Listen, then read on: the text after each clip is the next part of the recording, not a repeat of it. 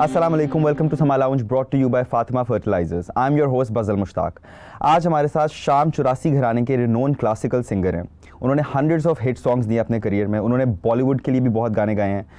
He has sung in front of a lot of Bollywood stars as well. He is internationally renowned, none other than Ustad Rafaqat Ali Khan. अस्सलाम वालेकुम sir, क्या हाल है आपके? जी वालेकुम सलाम, मैं बिल्कुल ठीक हूँ। बहुत अच्छा लगा आपको देख के। Same, I am honoured to have you here. Honour to me as well. अच्छा, I want to ask you कि अगर क्लासिकल सिंगर, मतलब ये क्या सिर्फ बड़े घरानों में बनते हैं या is it just like a God gift? नहीं, बिल्कुल नहीं, ऐसा बिल्कुल नहीं होता। ये अल्लाह ताला की देन है। क्लासिकल सिंगिंग का बिल्कुल ये मतलब नहीं कि वो घराने से होगा।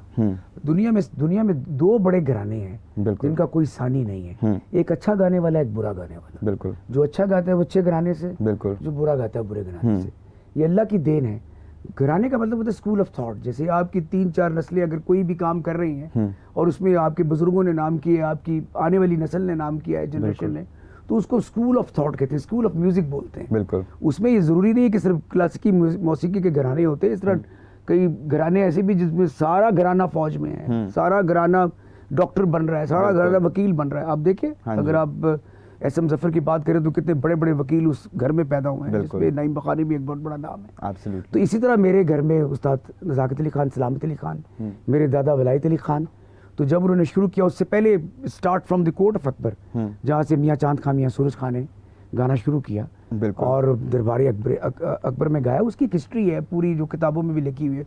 उसका मतलब बिल्कुल ये नहीं है कि अगर हम, ये तो एक खुशनसीबी है, जैसे आपकी एक खुशनसीबी है कि आप मुश्ताक साहब के बेटे हैं। बट मैं सिंगिंग में आ गया। हाँ, लेकिन कोई नहीं, इससे कोई फ़र्क नहीं पड़ता।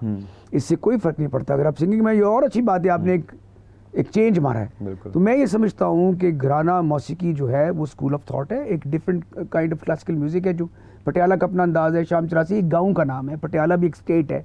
इसी तरह ग्वालियर भी एक जगह का नाम है। इसी तरह शशवान घराना है। इस तरह डागर ब्रदर्स है। वो उन्होंने नस्लों ने गाया बजाया, उसको उन्होंने प्रोफेशनलिज्म भी उसके अंदर आया है, उसके अंदर उनका एक पैशन भी आया है और उसको कंपेंशन समझते हैं कि यार ये हमारे लिए एक बहुत इंपॉर्टेंट चीज़ है। जैसे मैं समझता हूँ कि अगर मेरी कोई दुकान होती तो मेरे बच्चे वहाँ बैठना शुरू हो जाते हैं। बिल्कुल। आपके तो माशाल्लाह से बहुत हिट हैं, तो एक कोई आप दरबारी और एक वेस्टर्न मुझे कुछ सुना दें। देखिए, वेस्टर्न तो मैंने अभी उसको मैंने तो आपको बता दिया था कि इस तरह है। दरबारी में मेरे चचा उस्ताद ज़ाकिर अली खान ने एक गज़ल गाई थी, तो उसका मैं 2 बोल आपको सुना देता हूँ। प्लीज़। उसे भुला के भी यादों के सिलसिले ना गए, दिले तबाह तेरे उससे राबते ना गए, उसे भुला के भी यादों के सिलसिले ना गए। मैं चांद और सितारों के गीत गाता रहा, मेरे ही घर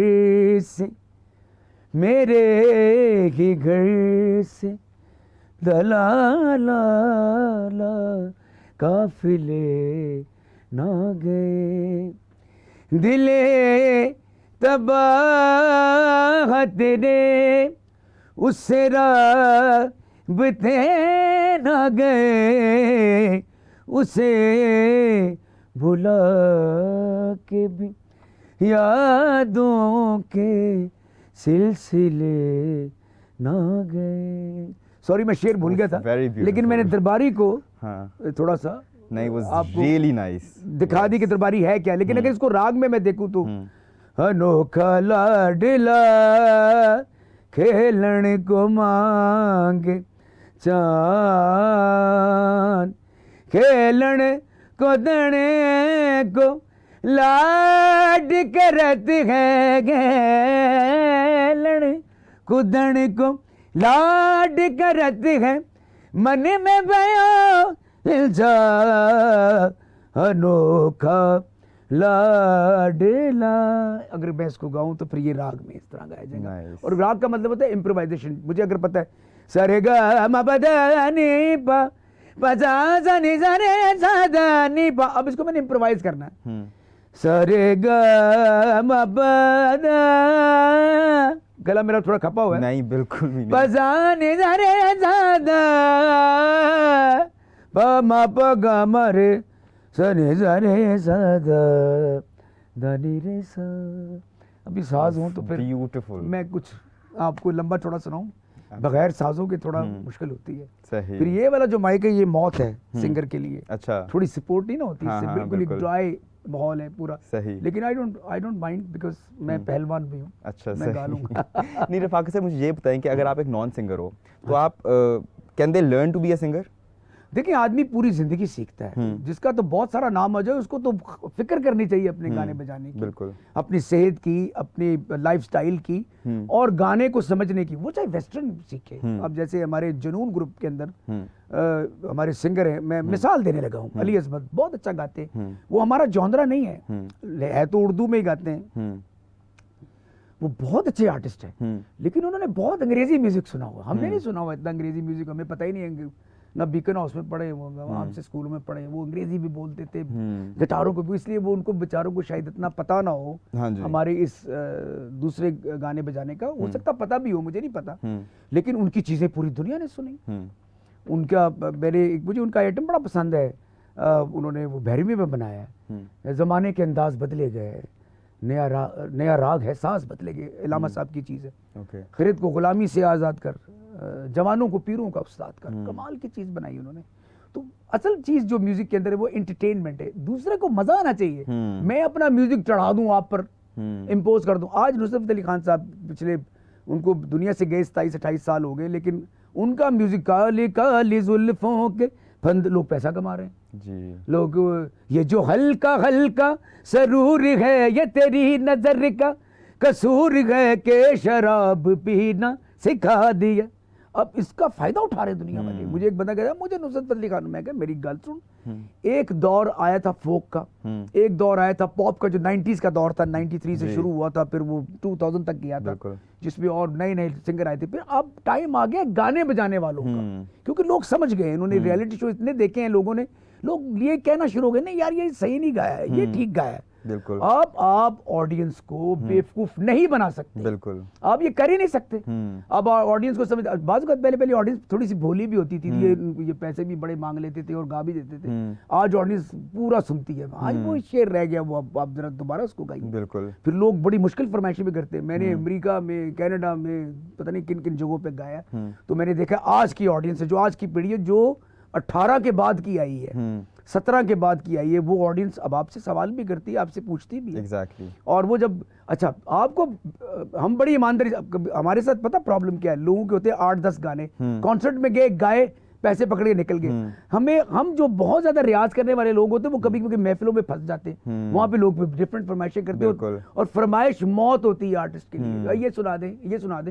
भाई मैं आईपैड तो नहीं हूँ यहाँ पे हाथ मारूंगा गाना बाहर आ जाएगा, क्योंकि हर गाने की एक मेहनत है। मुझे कहें जी इकबाल वालों का गाना मैं कैसे गाऊंगा उसको, मेरी अपनी एक मेहनत है, मेरी अपनी एक तैयारी है, मैंने उसी में गाना है, उसी में सुनाना जो मैंने किया हुआ है। और वो बड़ा ही खुशनसीब आर्टिस्ट होता है जिसको फरमाइश नहीं होती, लोग डरते फरमाइश नहीं करते। तो इसलिए मैं समझता हूँ कि अपने गाने इतने सारे होने चाहिए जिसमें आप एक फ्रीडम के साथ गाएं। जैसे ही आप स्टेज पे आए तो लोगों को पता हो जाए। अब ये इंडियन आर्टिस्ट और पाकिस्तानी आर्टिस्ट का यही एक फर्क है कि वो राय दिन उनके 4 से 5 गाने आ जाते हैं, हमारा कोई गाना नहीं आता, सारा साल गुजर गया, अब 2024 आ गया, पता नहीं अब क्या होगा। एनीवे नहीं तो आप लाइव गाते हैं वैसे? मैं तो लाइव ही गाता हूं, क्योंकि आजकल वो वीडियोस वायरल हो रही थी ना राहत फतेह अली खान की, कि वो प्लेबैक सिंगिंग पीछे कर रहे हैं। वो कभी कभी करना कोई बुरी बात नहीं है, क्योंकि कभी कभी ये होता है कि आपके पास पूरा ऑर्केस्ट्रा, अब आपके सामने 1 लाख आदमी बैठा है और ऑर्केस्ट्रा में 4 बंदे बैठे, आप कैसे इम्पैक्ट क्रिएट करेंगे 1 लाख का? उसके लिए आपको ये सहारे लेने पड़ते हैं। अगर आप माइनस ट्रैक चलाएं, अपनी आवाज बीच में डालते हैं, ऑडियंस को जब तक जोरदार हिट नंबर और पंच नहीं मिलेगा, ऑडियंस एंजॉय नहीं करेगी। बिल्कुल। तो राहत फतेह अली खान साहब तो खैर बहुत बड़ा आर्टिस्ट है, वो कोई छोटा आदमी नहीं है जी। अच्छा, मैं आपके बारे में रिसर्च कर रहा था तो मैंने देखा कि म्यूजिक के साथ साथ आपने पॉलिटिकल साइंसेस में भी मास्टर्स किया है। हाँ जी। तो ये क्या तालमेल है म्यूजिक और पॉलिटिकल साइंसेस का? असल में मुझे ये पसंद है, करंट अफेयर्स और मेरा एक थोड़ा इंटरेस्ट है। अच्छा। मैं दुनिया भर के ये जो करंट अफेयर्स की चीज़ें मैं देखता रहता हूँ, खबरें सुनता रहता हूँ, पढ़ता रहता हूँ। तो बचपन में मुझे शौक था, इंटरेस्ट था। उस वक्त तो मीडिया इतना बड़ा नहीं था।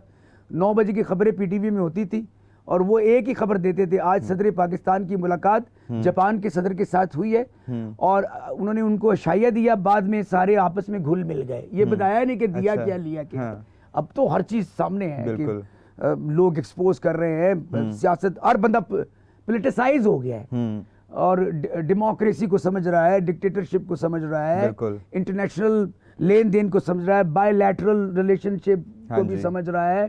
फराना फॉरेन मिनिस्टर कितना तेज है, फराना एक्सटर्नल अफेयर्स का बंदा, Yes. अमेरिकन जो स्टेट डिपार्टमेंट है उनके कौन कौन से लोग हैं, जैसे ये Donald Trump administration, Barack Obama administration, Yes. Joe Biden administration.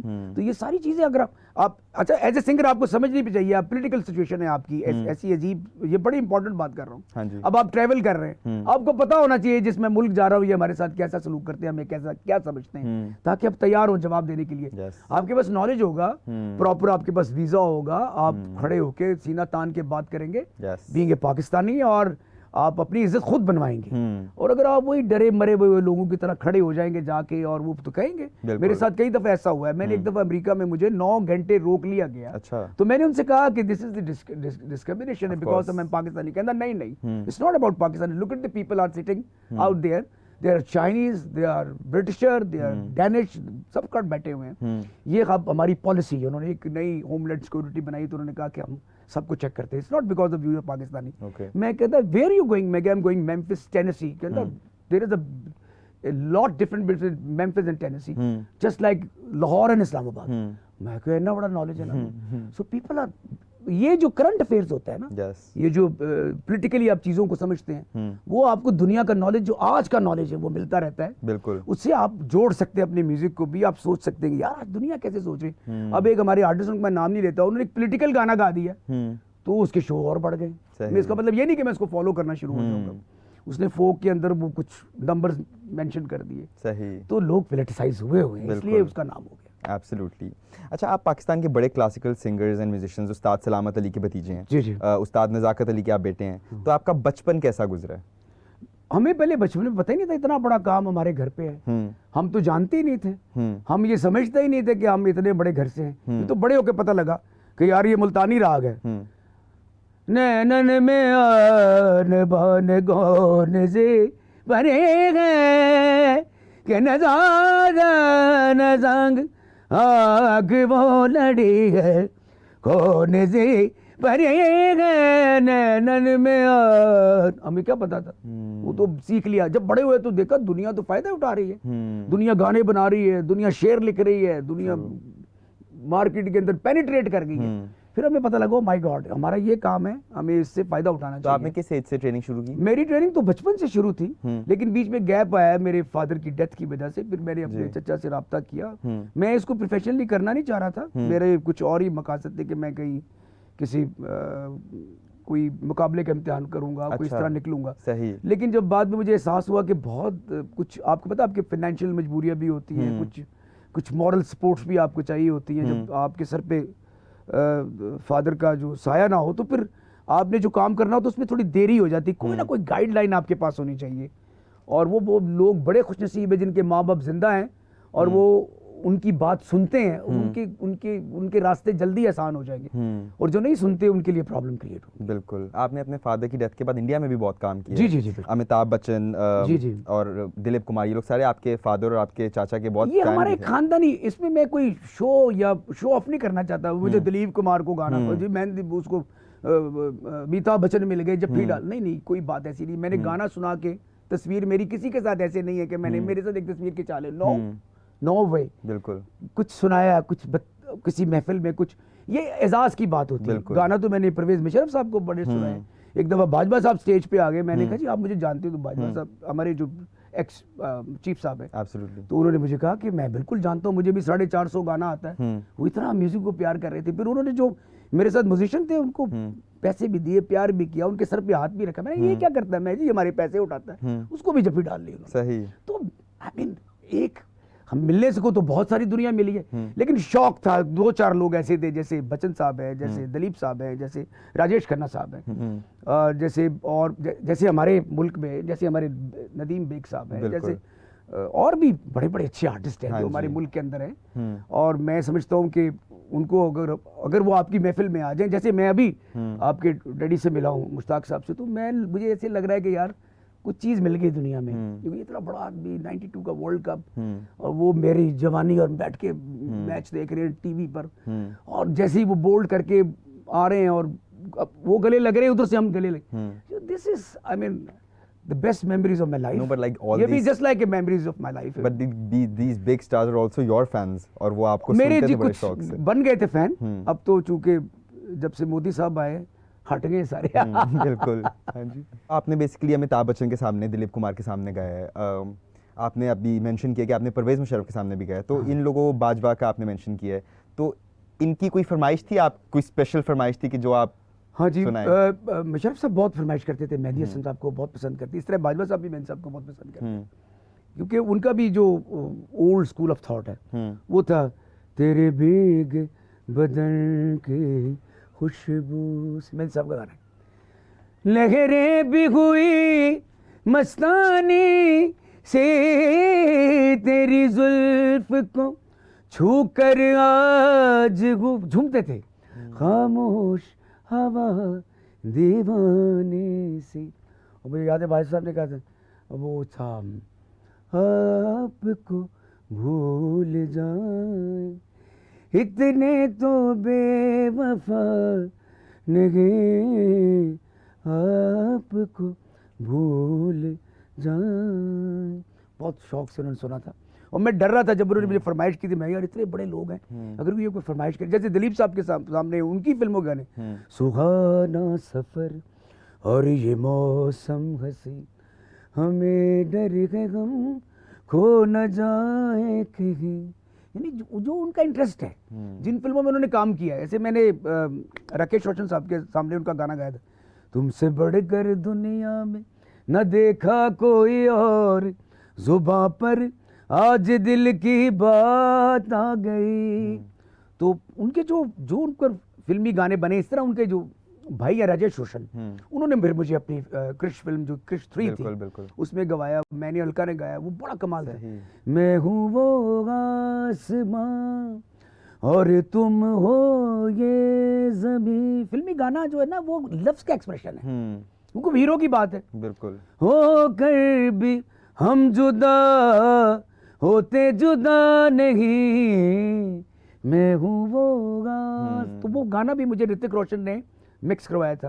तो मुझे बार बार कहते थे, क्योंकि मिक्स करवाने वाले को पता होता है कि वो कितने वजन का लफ्ज कहना है, वो कहते खान साहब आसमान ऊपर है, मैं हूँ वो आसमान नीचे नहीं होता, तो इसको थोड़ा खोले आसमान को। तो फिर मेरे सामने वो सारा म्यूजिक बना। फिर महेश भट्ट के साथ मेरी बड़ी दोस्ती, बड़ा प्यार। मेरा एक गाना था, मेंढा इश्क भी तू, मेंढा यार भी तू, मेंढा दीन भी तू, ईमान भी, हो मेंढा जिस्म भी तू, मेंढी रूह भी तू, हो मेरे मौला मौला मौला, हो मेरे मौला मौला। ये वाला गाना उस पर था, इमरान हाशमी पर।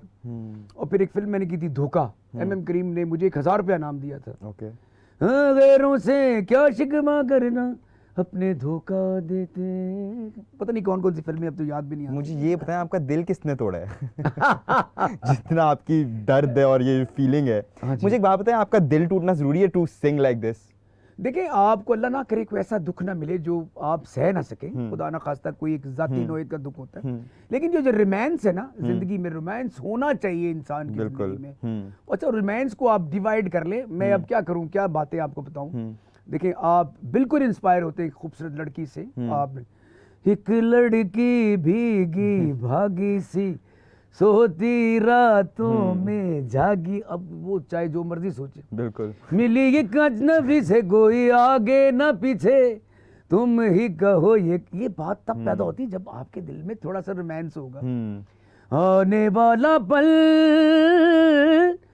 है जाने वाला है। तो अब तब आएगा जब आपने कभी को प्यार किया होगा, किसी ने दिल तोड़ा होगा, किसी ने इनकार किया होगा, कोई धोखा दिया होगा किसी ने। ये चीजें बड़ी इंपॉर्टेंट है, तब कहीं जाके दिल में ये, अगर आप गालिब की बात करें, आप उनका कोई शेर पढ़ें, लग समझ जाएगी आपको कि उसने कैसे दुख उठाए होंगे, कैसी तकलीफें उठाई होंगी। We have to take a break, guys. Keep watching Summer Lounge. We'll be back.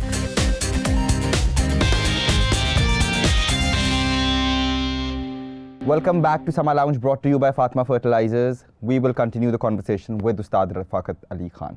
आप ये कह के पतली गली से तो निकल गए हैं, लेकिन आपने अपनी लाइफ में बड़े इस तरह के रोमांटिक गाने गाए हैं। तो कभी ऐसा हुआ है कि आपको किसी से मोहब्बत हुई और वो किसी और की दुल्हन बन गई? ये गाने वालों को तो पल पल पे मोहब्बत होती है। हाँ। लेकिन हर जगह तो आप कामयाब नहीं हो सकते। लेकिन ऐसा हुआ भी है, एक खातून से बहुत प्यार था, बड़ी मोहब्बत थी और बड़े करीबी जानने वाले भी थे वो लोग। लेकिन वो किसी वजह से नहीं हो सका। आपको हमारे यहाँ बहुत सारे मामलात होते हैं, यार वो गाने बजाने वालों का लड़का है, हम उसको रिश्ता नहीं दे रहे, इस तरह की भी बात हुई है। और एंड पे गाने हेल्प करते हैं, फिर एंड पे गाने रह जाते हैं। वो उसकी वो बाबुल की दुआएं लेती जा, बिल्कुल जा तुझको सुखी सन। अब बात तो सारी खत्म होती है। अच्छा, खूबसूरती औरत के लिए बनी है, मर्द की जेब होती है। जब तक वो नहीं भरती, काम सारे खराब ही रहते हैं। ऐसा ही है। बहुत नाइंसाफी है। तो आप बताइए कि आपके चाचा और लता मंगेशकर का भी आई हर्ड कि कुछ देखिए, ये जो गाने बजाने वाले लोग होते हैं जो बहुत बड़े लेवल के, जिसमें लता मंगेशकर जी, किशोर कुमार, रफी, मेहंदी हसन और बड़ी बड़ी दुनिया जो जिनका भी मैं नाम कम है। ये एक दफा लता मंगेशकर ने मेरे चचा को कहा कि चचा ने लता से कहा, जितने लोग लता जी आपको जानते हैं इतने मुझे नहीं जानते, क्योंकि वो क्लासिकल सिंगर है। लता कहती मैं आपको जानती हूँ कि ये कम नहीं है, मैंने भी कुछ सुनना है जिंदगी में। वो एक नेक्स्ट लेवल की सिंगिंग है जो आम आदमी के लिए नहीं होती। इलामा साहब को कितने लोग समझते हैं, कितने शेर उनके लोग ट्रांसलेट कर सकते हैं, हर आदमी नहीं कर सकता। गालिब को कितने ट्रांसलेट कर सकते हैं, मीर को कितने ट्रांसलेट कर सकते हैं। यहाँ तो एक सीधा शेर समझ नहीं आ सकता आपको, वो तो गाना बजाना है। सुर वो होता है जिसमें कोई लफ्ज ना हो। सरे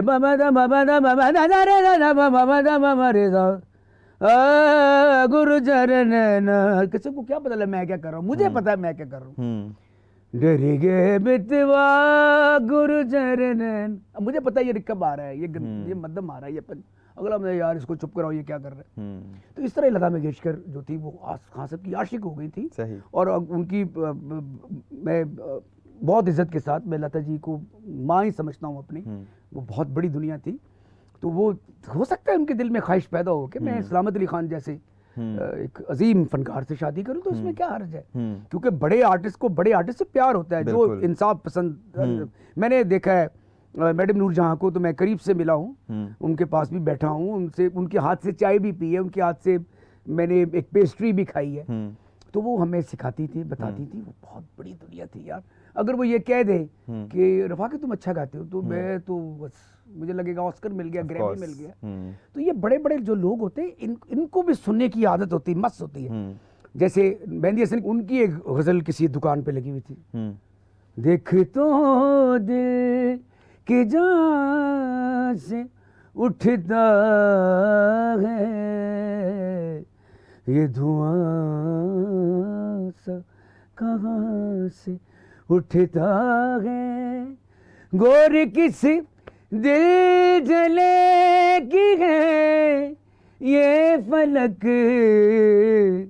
शोला एक सुबह हो यहाँ से उठता है। तो मैडम ने एकदम, इजाज जो फिल्म एक्टर थे उनके साथ उनकी शादी हुई थी, कहती इजाज गाड़ी मोड़ो, पता नहीं कहाँ से आवाज़ आ रही है। वो मेरी नहीं थी ऑब्वियसली, मेहंदी साहब की थी। तो वो गए, उन्होंने फिर उनको ढूंढ के फिर उनको अपने घर लेकर आई। तो बड़े लोग जो होते हैं वो उनके आपस में रिलेशनशिप होते हैं। हम उसमें नहीं जाएंगे कि उनका क्या रिलेशनशिप था, वो फिजिकली क्या थे, वो मॉरली क्या थे, फाइनेंशियली क्या थे। हमें इस तरह की बातें नहीं करनी चाहिए, हमें उनकी रिस्पेक्ट अदब करना चाहिए। मुझे ये ज़रूर पता है, मैं सलामत अली खान का ख़ास आदमी था, मेरे उस्ताद भी थे, कि वो उन्होंने मुझे ये बताया कि लता जी मुझसे प्यार करती थी, मुझे मेरा बड़ा अदब करती थी। उनका कोई फेवरेट गाना सुना दें। और तो उनमें गाने उन्होंने एक्सचेंज नहीं किए कोई, वो रागों में उन्होंने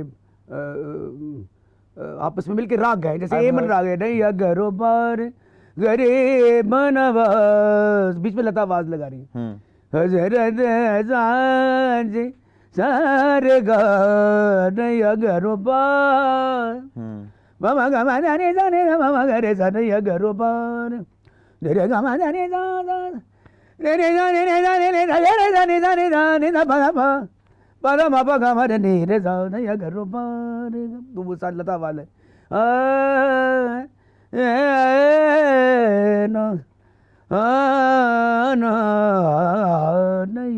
इस तरह करके उन्होंने मिक्स करके कुछ 10-15 राग है। उन्होंने लग जा गले भी गाया था, तो आपको लगता है कि वो आपके चाचा के लिए था? और नहीं, उन्होंने वो गाया था, एक तू ना मिला सारी दुनिया मिले भी तो क्या है, मेरा दिल ना खिला मेरा दिल ना, ये गाया था उन्होंने। देखिए कितनी प्यारी बात है, एक तू ना मिला सारी दुनिया मिले भी तो क्या है, मेरा दिल ना खिला सारी बगिया खिले भी तो क्या है। तो वो पता नहीं किस मूड में गाया, मुझे चाचा ने ये बताया था कि ये गाना मुझे उन्होंने जाने से पहले सुनाया था, ये वाला गाना। और लग जा गले जो है, वो लग जा गले के पे हंसी रात हो न हो, शायद फिर इस जन्म में मुलाकात हो न हो, लग जा गले से। तो वो हो सकता है उनके लिए गाया हो, लेकिन गाया ऐसा है कि सुभान अल्लाह, जब तक दुनिया रहेगी ये गाना भी रहेगा। जब आपके चाचा हॉस्पिटल में भी थे, मेरे ख्याल से years later Lata ji came and visited him. Is that true? हाँ जी, जब पहली दफा बीमार हुए लंदन में, हाँ जी, तो लता मंगेशकर उस हॉल में बैठी थी, रविशंकर साहब बैठे थे, अल्लाह रखा खान साहब थे, जाकिर हुसैन भी होंगे मेरे ख्याल में, और बड़े बड़े लोग बैठे थे। तो ये अपने बेटे शराफत अली खान साहब के साथ गा रहे थे। तो जब गाते गाते उनको फालिज का अटैक हो गया, तो फिर लता जी ने उनका इलाज भी वहाँ करवाया। लता जी ने उनको फिर अपने साथ 18-19 दिन उनकी खिदमत भी की, और फिर बहुत, क्योंकि बहुत बड़ी दुनिया थी आपस में। आपको पता है, जब सिकंदर आजम के सामने राजा पोरस गए थे, तो उसने कहा था कि तुम्हारे साथ क्या सलूक किया जाए। सिकंदर आजम ने पूछा उसको हराने के बाद, तो उन्होंने कहा कि वही करो जो एक बादशाह के साथ करता है। तो उन्होंने छोड़ दिया था पोरस को, क्योंकि बड़ा आदमी, बड़ा वो, उसका बड़े फैसले होते हैं, वो चैंपियन लोग होते हैं। बहुत मजा आ रहा है आपसे बात करके sir, but we have to go for a break. Guys stay tune, we will be back after the break.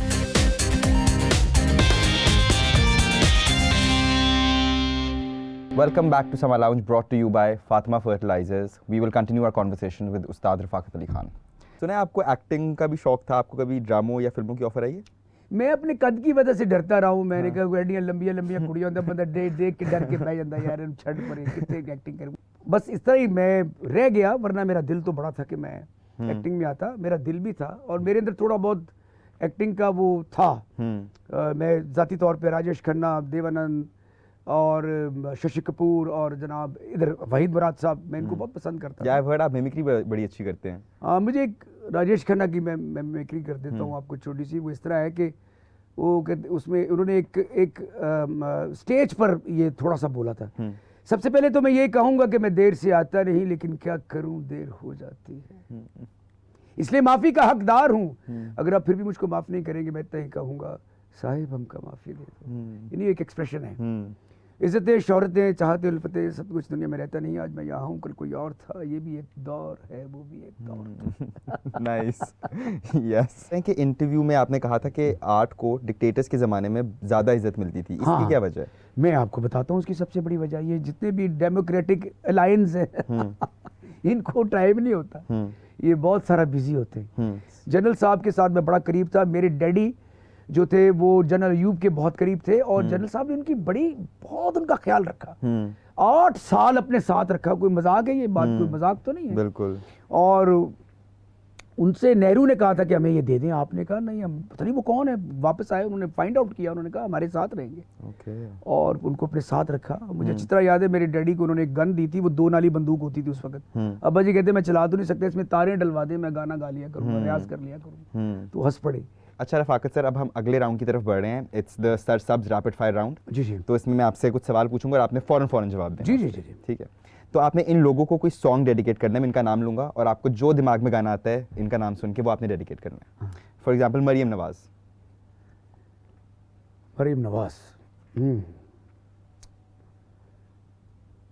मेरी दुआ है साथ तेरे, मैं नहीं तो क्या। अच्छा, इमरान खान। इमरान खान, इमरान खान। मुझे भूल गए सावरिया, भूल गए सावरिया, आस लगा के ओ बेदर्दी, लीना मोरी खबरिया, मुझे भूल गए सावरिया। Very deep. अच्छा, नवाज शरीफ। नवाज शरीफ, हाँ नवाज शरीफ। मेरे ख्यालों पे छाई है एक सूरत मत वाली सी, नाजुक सी शर्मीली सी, मासूम से बोली बाली, रहती थी वो कहीं कहीं अता पता मालूम लगी, कोको कोरीना, कोको कोरीना, कोको कोरीना। अच्छा, मैं आपको अब एक सवाल पूछता हूँ कि जिस तरह अगर आपको उनको गाना सिखाना हो, हाँ। तो आप इनमें से किसके उस्ताद बनना पसंद करेंगे? हाँ। बिलावल भुट्टो, डॉक्टर फिरदौस आशिक अबान या इमरान खान? बिलावल भुट्टो साहब। क्यों? मार डाला अल्लाह, मार डाला। ठीक हो गया। So that was the rapid fire sir. हाँ जी। तो I have a personal request कि मैं आपसे वो तू कुजा मन कुजा आपका सुनना जी, चाहता हूँ। जी, please। मैं हाँ पेश जी। तू है मेरे घरम, मैं फकीर अजम, तेरे गुन और ये लब, मैं तलब ही तलब, तू अता ही अता, तू कुजा मन कुजा, तू कुजा मन कुजा, इल्हाम है जामा तेरा, कुरआन इमामा है तेरा, मिंबर तेरा रिशे बरी, या रहमतल आलमीन, तू कुजा मन कुजा, तू कुजा मन कुजा। Thank you so much, was beautiful. So your sons are here as well, तो मैं चाहूंगा कि आप उनके साथ भी हमें एक जरा जी जी, मेरे इसका- हमनवा है वो। जी बिल्कुल। मैं उनको बुलाऊंगा, क्रिकेट बहुत अच्छी खेलते हैं। अच्छा, ठीक। इसलिए मैं साथ लाया, वो सही। क्रिकेट के लालच में आए। अच्छा, ये आपके ट्विन्स हैं? हाँ जी, ये ऐसे ट्विन्स हैं जो शक्लें नहीं मिलती, हाँ। पर ट्विन्स हैं। ठीक हो गया। इनका तारुफ करें एक जरा। मेरे पे है हाँ। और एक माँ पर है। सही। ये जी है सरफराज, अच्छा। प्यार से हम फराज भी कहते हैं इसको, हाँ। और प्यार से इसको मैं चुल्ली बोलता हूँ। अच्छा। ये है फाखर अली खान, सही। इसको प्यार से गुल्ली भी बोलते हैं। सही। और ये माशाल्लाह दोनों क्रिकेटर हैं। ओके। मैंने इनको फ्री हैंड दिया हुआ है। अच्छा। म्यूजिक इसलिए हम्म। कि घर का काम है, थोड़ा सा कर लो। बिल्कुल। नहीं, I have heard them sing with you और बड़ा अच्छा गाते हैं माशाल्लाह से। जी, तो जी, मैं जी। चाहता हूँ कि जो आपने शुरू किया था अपना कलाम, वो इनके साथ खत्म करें आप। ठीक है जी, प्लीज। मैं सर जी, आपकी इजाजत से। आपसे इजाजत ले। इजाजत है, बिल्कुल इजाजत है। तू कुजा मन कुजा, तू कुजा मन कुजा, तू कुजा मन कुजा, तू कुजा मन कुजा, तू अमीरे हरम, मैं फकीर अजम, तू अमीरे हरम, मैं फकीर अजम, तेरे गुण और ये लब, मैं तलब ही तलब, तेरे गुण और ये लब, मैं तलब ही तलब, तू अता ही अता, तू कुजा मन कुजा, तू कुजा मन कुजा, इल्हाम है जामा तेरा, इल्हाम है जामा तेरा, कुरआन इमामा है तेरा, कुरआन इमामा है तेरा, मिंबर तेरा रिशे बरी, मिंबर तेरा अरिशे बरी, या रहमतल आलमीन, तू कुजा मन कुजा, तू कुजा मन कुजा। बहुत आला। Thank you. I loved it. अभी छोटे छोटे से और कितना कमाल गा रहे हैं। हाँ जी, माशाल्लाह बहुत अच्छा गाते हैं। बड़े यस यस, एब्सोल्युटली। बहुत मजा है आपके साथ बात करके. बड़ा अच्छा लगा आपसे And मिलकर, बहुत yes, अच्छा लगा। inshallah I'll meet you soon. And you guys keep watching Summer Lounge, brought to you by Fatma Fertilizers.